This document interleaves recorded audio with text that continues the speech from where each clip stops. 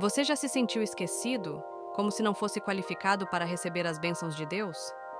Muitas vezes, olhamos para nossas fraquezas e pensamos que não somos os escolhidos, que há alguém melhor, mais capacitado, mais digno. Mas e se eu te disser que a lógica de Deus não é como a dos homens? A história de Manassés e Efraim nos ensina uma verdade poderosa.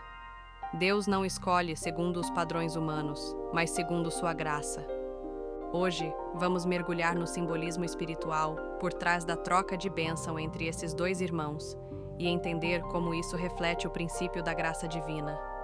Se você já duvidou do seu chamado ou se sente pequeno diante dos desafios, fique comigo até o final, porque essa revelação pode transformar sua forma de enxergar o agir de Deus na sua vida.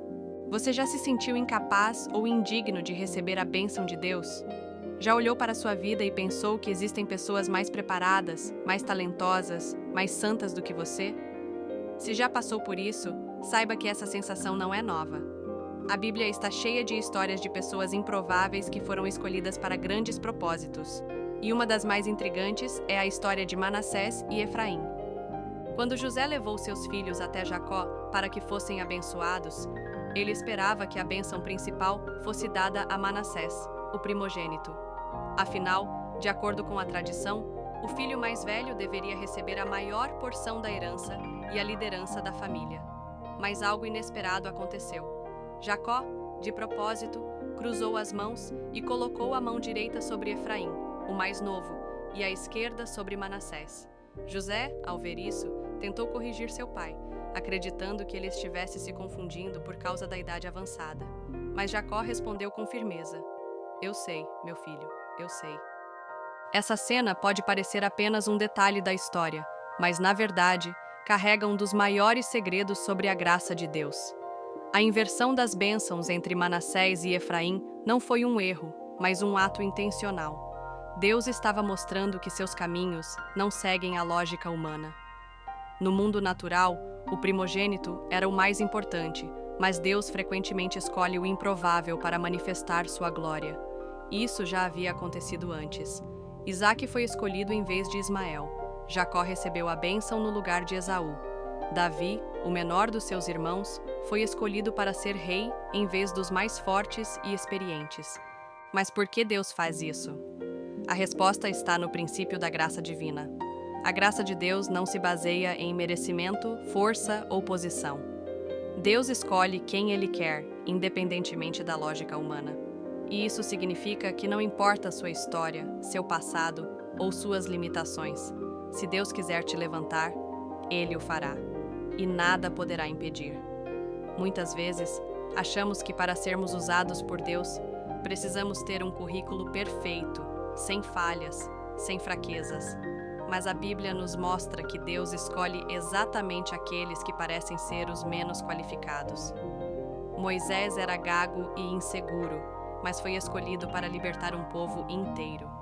Gideão se via como o menor de sua casa, mas foi chamado para ser um grande guerreiro. Paulo perseguia cristãos, mas se tornou o maior pregador do Evangelho. A inversão da bênção entre Manassés e Efraim nos ensina que Deus não nos escolhe pelo que somos, mas pelo que Ele pode fazer através de nós. Se dependesse da lógica humana, muitos de nós nunca seríamos chamados para nada. Mas Deus não olha para a aparência, para a posição ou para as habilidades. Ele vê o coração. Então, se você já se sentiu inadequado, se já duvidou do seu chamado ou achou que Deus só usa pessoas melhores do que você, saiba que esse pensamento não vem de Deus. Mas existe um erro que muitas pessoas cometem. Elas acham que não são dignas da graça de Deus porque não têm um histórico impecável. Pensam que precisam resolver todas as suas falhas antes de se aproximar de Deus. Mas a história de Manassés e Efraim prova o contrário. Deus não se prende a rótulos humanos. Ele decide quem Ele quer usar, e quando Ele escolhe alguém, não há tradição, lógica ou julgamento humano que possa mudar isso. Então, como podemos aplicar essa lição na nossa vida?